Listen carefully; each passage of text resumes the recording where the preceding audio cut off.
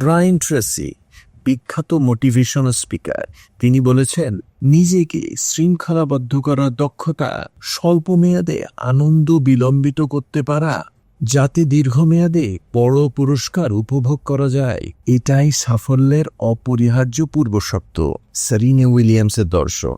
আমি সত্যিই বিশ্বাস করি, একজন চ্যাম্পিয়নকে সংজ্ঞায়িত করা হয় কেবল তার জয় দিয়ে নয়, বরং তিনি পরাজয়ের পর কিভাবে ঘুরে দাঁড়ান তার মাধ্যমেও। জয়ের সময় শক্তিশালী মনে হওয়া সহজ, কিন্তু একজন সত্যিকারের চ্যাম্পিয়নের পরিচয় তখনই বোঝা যায় যখন তিনি পরাজয়ের মুখোমুখি হন। যন্ত্রণার মধ্য দিয়ে, পরাজয়ের মধ্য দিয়ে বা ব্যর্থতার ভিতর দিয়ে লড়াই চালিয়ে যান এবং তারপরেও আরও শক্তিশালী হয়ে ফিরে আসেন।